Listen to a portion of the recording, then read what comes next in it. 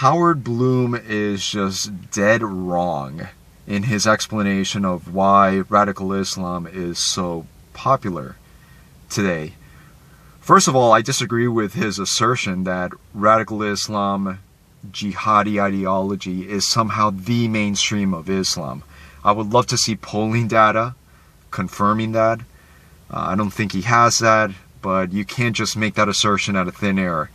Somehow you have to back that up. The majority of Islamic people embrace jihadi ideology. I don't think so. Anyways, I think it was very tenuous at best to claim that the radicalism of today is somehow rooted in what happened 1400 years ago during the birth of Islam. Simply because that reality and the circumstances surrounding the birth of Islam were just as well known and just as true during the 1940s and 50s and 60s, yet you didn't have radical Islam with so much popularity back then. What's happened since then to make radical Islam so popular? And so I would submit the main reason the radical Islam is so popular, and this may seem counterintuitive, but it's because of the failure of secularism. And let me just clarify. I'm talking about the particular brand of secularism that has been imposed by the West on many Middle Eastern countries and many Muslim countries around the world. Not that secularism as such is a bad thing. I mean, I think that, secular values, the Enlightenment, the scientific method, that's the right way to view the world and to understand the world. So I'm very secular myself.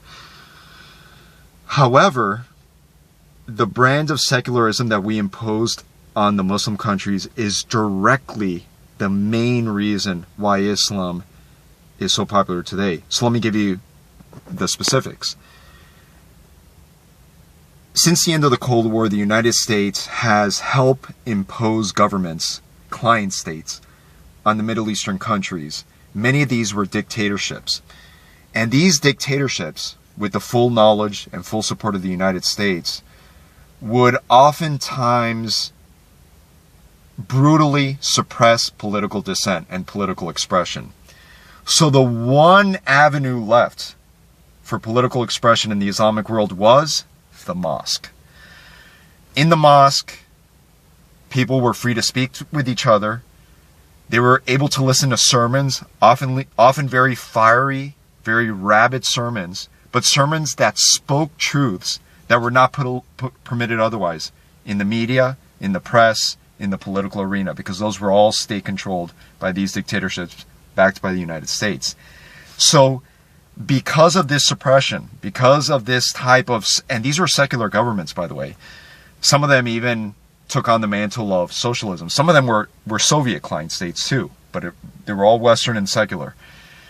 So many of these governments forced people underground and toward the mosque, and that stimulated radicalism in and of itself. Another thing is, the United States directly funded radical Islam. The most obvious case that's never pointed out, of course, is our main ally outside of Israel, which is Saudi Arabia.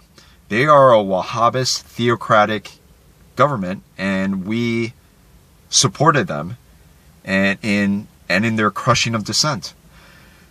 We, of course, supported the Mujahideen in Afghanistan. Israel, and with the help of the United States, supported Hamas. Remember Hamas? Yeah, the very same group that won elections in 2006 in Gaza, and which, Israel gets in periodic wars with. That same Hamas was funded by Israel. Go ahead and Google it and look it up. And the reason for that was divide and conquer. At the time when the PLO was very popular and was recognized by most of the countries of the world as being the sole representative of the Palestinian people, and they had a seat at the United Nations, Israel tried to spark a civil war amongst the Palestinians by funding a competitor, namely Hamas, an acronym which stands for the Islamic Resistance Movement. And finally, another reason for the growth of Islam is America's policies directly related to the war on terror. And this, by the way, the first war on terror has been going on since the early 80s.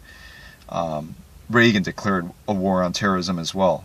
But anyways, specifically, take the case of Yemen.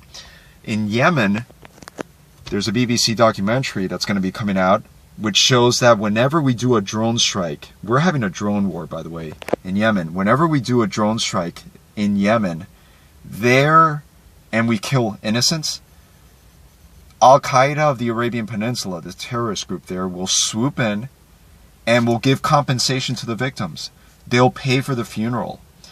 They gain popularity whenever we kill innocents in those countries. And that happens in Pakistan, where we also do drone strikes.